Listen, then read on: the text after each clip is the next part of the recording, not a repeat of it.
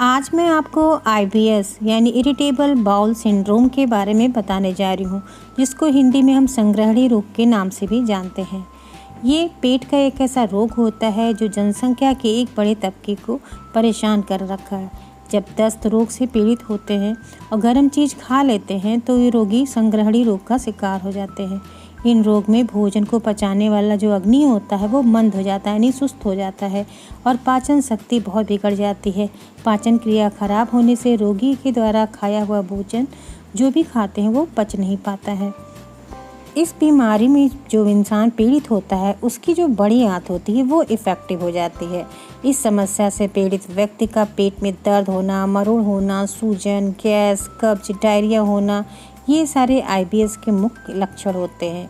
यानी संग्रहणी अगर है तो आपको ऐसी प्रॉब्लम होगी। आपको कन्फ्यूज़न हो जाता है, कभी कोई चीज़ खाते हैं वही चीज़ आपको एक दिन फ़ायदा करता है, वही दूसरे दिन आपको दस्त करा देता है, वही खाना आपको तीसरे दिन आपको कब्ज करा देता है। तो आपको समझ में नहीं आता है कि मुझे खाना क्या चाहिए और क्या नहीं खाना चाहिए। तो ये बहुत कन्फ्यूज़न वाली बीमारी होती है। ये 3 तरह की होती है। एक तो होता है बात, जिसमें बात ज़्यादा बढ़ा रहता है। अगर ऐसे व्यक्ति बादी वाली चीज़ का सेवन करते हैं तो उनका जो बात है यानी गैस है वो कुपित हो जाता है और पाचन क्रिया को डिस्टर्ब कर देता है। दूसरा होता है पित्त की संग्रहणी, यानी जिसकी बॉडी में पित्त ज़्यादा बढ़ा हुआ है। अगर वो मिर्च मसाले वाला भोजन करता है या गर्म चीज़ों का सेवन करता है, तीखी खट्टी चीज़ों का सेवन करता है तो उसमें नीले, पीले, पतले, कच्चे दस्त का शिकायत हो जाता है। तीसरा कारण है कफ की संग्रहणी। अगर किसी इंसान की इस बॉडी में कफ ज़्यादा फैला हुआ है, ज़्यादा बढ़ा हुआ है और वो मरे चिकनी, तली हुई चीज़, भारी या ठंडी चीज़ों का सेवन कर लेता है ज़्यादा मात्रा में, तो तुरंत बाद वो फिर खा के सो जाता है, तो इसके कारण जो कुछ भी खाता है वो पच नहीं पाता है। ऐसे रोगी में दस्त के साथ आंव भी आने का चांस होता है। इसके अतिरिक्त एक और भी संग्रहणी होती है जिसमें तीनों कारण मिक्स होते हैं। यानी ऐसे इंसान में उसका बात भी बड़ा होता है, कफ भी बड़ा होता है और पित्त भी बड़ा होता है। यानी उनको कन्फ्यूज़न बहुत ज़्यादा होता है कि उन्हें क्या खाना चाहिए, क्या नहीं खाना चाहिए। तो चलिए मैं बताती हूँ कि इस बीमारी में आपको करना क्या है, क्या नहीं, ये है क्या। तो चलिए मैं बताती हूँ। इससे पहले मैं आपसे छोटी सी रिक्वेस्ट करना चाहती हूँ कि अगर आप चैनल पे पहली बार आए हैं तो प्लीज़ चैनल को सब्सक्राइब कर दीजिए और बेल के आइकन को दबा के नोटिफिकेशन को ऑन कर लीजिए, जिससे कोई वीडियो लाएँ तो आपको उसका तुरंत ही नोटिफिकेशन मिल जाए। देखिए, इसकी पूरी कहानी शुरू होती है जब हम खाना खाते हैं, यानी इसोफेगस से जब हमारे खाना पेट में जाता है तो ये हमारे स्टमक में पहुंचता है। स्टमक क्या करता है, उस खाने को छोटे छोटे पार्ट में डिवाइड करता है, उसको तोड़ता है यानी ब्रेक डाउन करता है, खाने को वो सॉफ्ट बनाता है, यानी इसको छोटे छोटे टुकड़ों में तोड़ देता है, जिससे वो जो हमारा खाना है वो पच जाता है। अब इस क्या करता है, जब हमारा ये पाचन क्रिया यहाँ से इसका प्रोसेस कंप्लीट होता है, उसके बाद ही हमारा खाना जाता है हमारे आहार नाल में, यानी जहाँ पे छोटी आंत हमारी और बड़ी आंत होती है। तो इस बीमारी में क्या होता है, ये जो बड़ी आंत होती है ये डिस्टर्ब हो जाता है। इनका काम होता है ये खाने को पचाते हैं और इसमें जो खाने का रस निकालने का काम इनका होता है, यानी इसमें संकुचन की क्रिया होती है। छोटी आंत बड़ी आंत जो होती है संकुचन करती है, जिससे इस खाने का रस निकलता है। वो रस हमारे शरीर में खून बन के पूरे शरीर में एनर्जी प्रदान करता है और जो वेस्टेज होते हैं वो यहाँ से निकल के किडनी में जाते हैं, फिर किडनी अपना वर्क करता है। तो ये एक स्टेप है, जैसे खाना आता है फिर वो हमारे आमाशय में पचता है, फिर जाके छोटी आंत बड़ी आंत उसे पचाती है। तो यहाँ पे बड़ी आंत क्या करती है, सुस्त हो जाती है। इसमें जो पचाने की कैपेसिटी होती है वो कम हो जाती है, जिससे इसका संकुचन नहीं होता है और खाने का रस नहीं निकलता है। जब खाने का रस नहीं निकलता है तो तुम्हारे शरीर में लगता नहीं, कभी कभी पूरा खाना ही बाहर निकल आता है।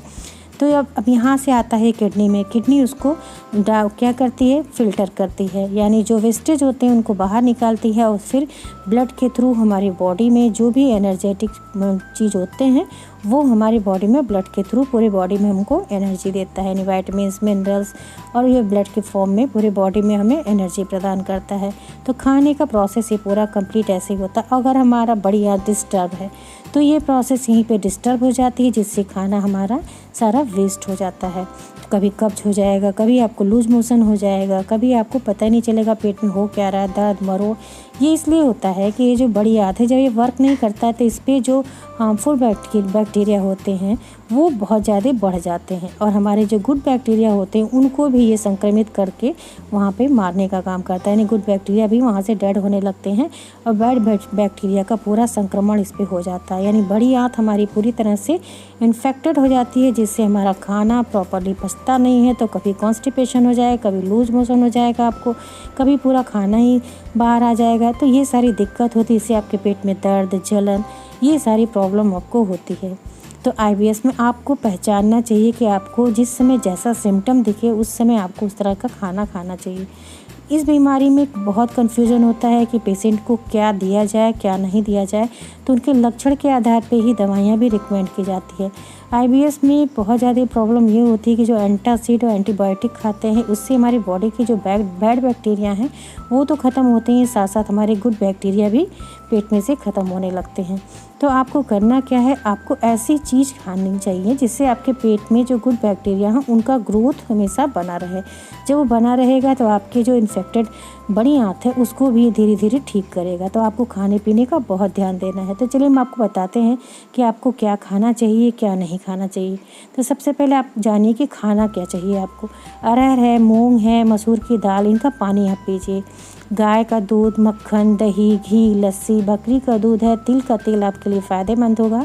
केला है, सिंघाड़ा है, अनार, शहद, लस्सी रोगी के लिए बहुत ज़्यादा लाभदायक है। ये तो खाने की चीज़ है। अब आपको क्या नहीं खाना चाहिए, किससे आपको परहेज़ करना चाहिए।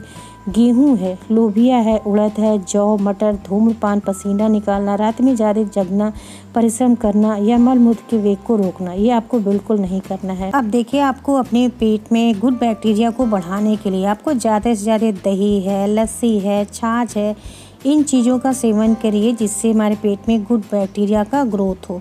जब गुड बैक्टीरिया का ग्रोथ होगा तो आपके पेट के अंदर जो बैड बैक्टीरिया हैं उनको वो हटाएगा और आपकी बड़ी आंत को ताकत देगा, जिससे वो प्रॉपर अपने शेप पे आ जाए, अपना वर्क करने लगे। तो आपको पहले अंदाज़ ना होगा कि आपको क्या चीज़ बढ़ा है, आप में वात बढ़ा है, पित्त बढ़ा है या फिर कफ बढ़ा है। तो अगर आपको दस्त आए तो आप उस हिसाब से घरेलू उपचार करिए, अगर आपको कब्ज है तो उस हिसाब से करिए, या फिर आपको जैसी दिक्कत हो उस हिसाब से आपको उपचार करना है। तो इसमें आपको लेना है छाछ को देखिए किस तरह से ले सकते हैं।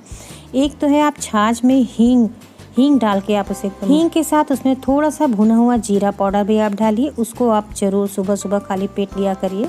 दूसरी चीज़ है आप हींग ले लीजिए, अजवाइन और सौंठ तीनों को बराबर मात्रा में लेके उसका पाउडर बना लीजिए और 1 चम्मच सुबह और 1 चम्मच शाम को गुनगुने पानी से आप लेना स्टार्ट करिए, भी आपको बहुत फ़ायदा करेगा।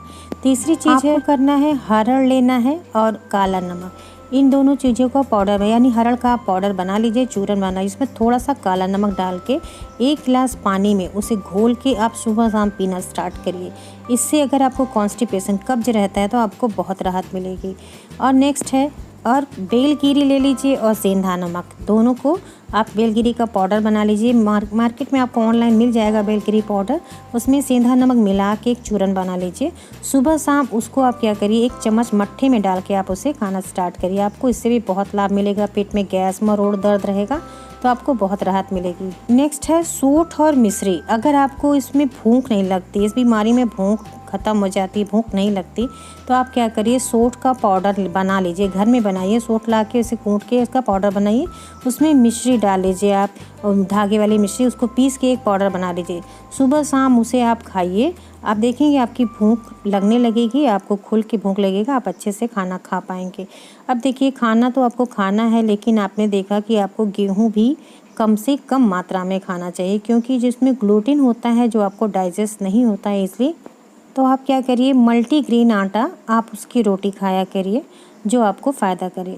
तो गेहूं की रोटी कम से कम खाने की कोशिश करिए और दही आपको अपने हर खाने में यूज़ करना है। और कोशिश ये करिए कि आप खाना जो थोड़ा कम मात्रा में खाया करिए, ज़्यादा इकट्ठा आप मत खाया करिए, उसी को 2 से 3 पार्ट में आप खाना खाया करिए। वीक में 1 दिन आप फास्ट करिए, उस दिन आपको करना क्या है, सारे दिन जिस तरह से मैं बताया ना, छाछ को इस तरह से आप डाल के पीजिए, केला आप खाइए, केला आपके लिए फ़ायदेमंद है, अनार का जूस पीजिए, अनार खाइए, और पपाया खाइए। ये सारी चीज़ आप दिन भर खूब खाइए, जिससे क्या होगा, आपके पेट के अंदर गुड बैक्टीरिया का ग्रोथ हो जाएगा और आपके लिए बहुत ही फ़ायदेमंद रहेगा। तो फास्ट का मतलब ये नहीं कि आप कुछ खाइए पीजिए नहीं, दिन भर आप इस तरह से चीज़ हेल्दी चीज़ खाएंगे। और साथ साथ आपको योगा प्राणायाम करना बहुत ज़रूरी है, क्योंकि इस बीमारी का एक बहुत बड़ा कारण होता है टेंशन। टेंशन की वजह से भी ये बीमारी हो जाती है, इसीलिए ये बीमारी ज़्यादातर पुरुषों के बजाय महिलाओं में होती है। ये टेंशन का बहुत बड़ा कारण होता है संग्रहणी की बीमारी। तो आपको योगा प्राणायाम करना है, दिमाग को जितना शांत कर सकते हैं उतना शांत करिए, इसलिए आपको योगा बहुत ज़रूरी है। मॉर्निंग में आप टहलिए। ऐसे कुछ हमारे शरीर के अंदर हार्मोन्स होते हैं जो सिक्रीट होने लगते हैं टेंशन की वजह से, जिससे ये बीमारी हो जाती है। इसलिए आपको टेंशन बिल्कुल नहीं लेना है, जितना खुश होने चाहिए उतना आपको खुश होना चाहिए। हमेशा मुस्कुराइए और प्रसन्न रहिए, जितना आप खुश रहेंगे आपकी बीमारी उतनी जल्दी आपके बॉडी से दूर हो जाएगी। तो ये बहुत बड़ा कारण है, तो आप इसे बहुत ध्यान से जानिए, क्योंकि जब हम खुश रहते हैं तो हमारे जब माइंड में वहाँ पे जो नर्वस सिस्टम होता है वो कनेक्ट होता है हमारे पूरी बॉडी के सिस्टम से। तो अगर आप डिस्टर्ब रहते हैं तो ये नर्वस सिस्टम हमारी बॉडी को इंडिकेट करता है, जिसकी वजह से ऐसी बीमारियां हो जाती हैं। ये हमारी जो IBS की बीमारी है ना, ये बहुत ज़्यादा मेंटल पे डिपेंड करता है, आपके दिमाग के सोच पे बहुत डिपेंड करता है। इसलिए आप ज़्यादा से ज़्यादा खुश रहने की कोशिश करिए। प्राणायाम और योगा एक्सरसाइज ये आपके लिए बहुत ज़रूरी है, आप इसे करिए, जिससे आपकी बॉडी को ये करंट मैसेज मिलता रहे, जिससे आपकी बॉडी एकदम बिल्कुल फिट हो जाए और प्रॉपरली वर्क करने लगे। तो ये संग्रहणी की बीमारी में ये सारी चीज़ ध्यान देना बहुत ज़रूरी है। ये वीडियो मैंने अपने किसी व्यूवर के डिमांड पे बनाया था, उसने बताया कि आप इस पे वीडियो बनाइए, तो मैंने पूरी कोशिश की मैं आपको अच्छे से समझा पाऊँ। तो ये वीडियो आपको कैसी लगी कमेंट सेक्शन में हमें ज़रूर बताइएगा कि आपके जो डाउट्स थे आपको कुछ क्लियर हुए, या आपको नेक्स्ट वीडियो किस टॉपिक पे चाहिए ये भी बताइए, क्योंकि जब आप टॉपिक बता देते हैं तो उस पर वीडियो बनाना आसान हो जाता है। तो आपको नेक्स्ट किस सब्जेक्ट पे चाहिए ज़रूर बताइएगा। और आपको ये आज की वीडियो कैसी लगी ये कमेंट सेक्शन में बताना बिल्कुल मत भूलिएगा।